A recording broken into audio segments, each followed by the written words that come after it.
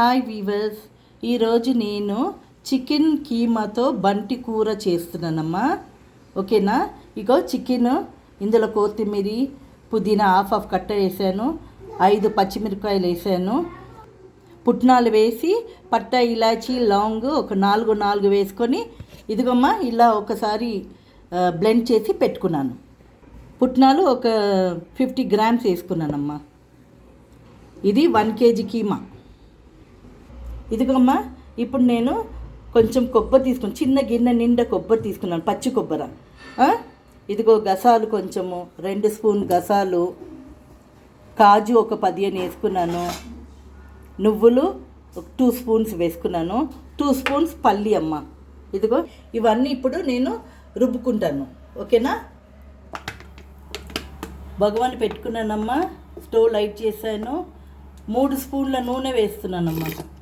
ఒక పట్ట, 3 ఇలాచి, 3 లవంగ్, 2 బిర్యానీ ఆకు వేస్తున్నాను. 2 ఉల్లిగడ్డ సన్నగా కట్ చేసి వేస్తున్నానమ్మా. 1 స్పూన్ జింజర్ గార్లిక్ వేస్తున్నానమ్మా. స్పూన్ పసుపు, 2 స్పూన్ ధనియాల పౌడర్, స్పూన్ కారం పొడి, స్పూన్ జీలకర్ర powder, 1/2 spoon garam masala, 2 spoon, 1/2 spoon ఉప్పు అమ్మ. పచ్చిమిరపకాయలు ఒక 3 పచ్చిమిరపకాయలు స్లిట్ చేసి వేస్తున్నాను. కొంచెం కొత్తిమీర పుదీనా కొంచెం ఫ్రై చేసుకున్నానమ్మా. ఇప్పుడు ఈ మసాలా వేస్తున్నాను. కసకస పల్లి ఇవన్నీ బ్లెండ్ చేసుకున్నాను. ఆ జార్ కడిగి 1/2 గ్లాస్ నీళ్ళు పోస్తున్నానమ్మా. బాల్ చేస్తున్నాను. ఇదిగో ఇలా చేసుకోవాలి. మీకు ఏ సైజు కావాలి ఆ సైజు చేసుకోండి అమ్మా. చిన్న కావాలంటే చిన్నగా చేసుకోవచ్చు, పెద్ద కావాలంటే పెద్దగా చేసుకోవచ్చు. చూడమ్మా, అయిపోయింది.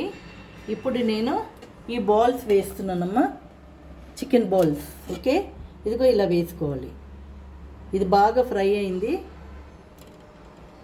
చూడమ్మా, బాల్స్ వేసుకున్నాను. ఇప్పుడు ఒక 5 మినిట్స్ అయిన తర్వాత అప్పుడు మనము కస్తూరి మేతి, కొంచెం కొత్తిమీర పుదీనా చల్లుకుందాం. ఓకేనా? ఒక 2 స్పూన్స్ కస్తూరి మేతి వేస్తున్నాను, కొంచెం కొత్తిమీర పుదీనమ్మ. అయిపోయింది, బాయిల్ అవుతుంది. మనము స్పూన్ పెట్టి కలపొద్దు. ఇదిగో ఇలా కలపాలి అంతే. ఇదిగో ఇలా. ఓకేనా? చూసారా? అయిపోయింది, మంచిగా ఉడికిపోయింది. ఓకే, ఇది నచ్చిందంటే లైక్ చేయండి, షేర్ చేయండి, సబ్స్క్రైబ్ చేయండి. Bye bye.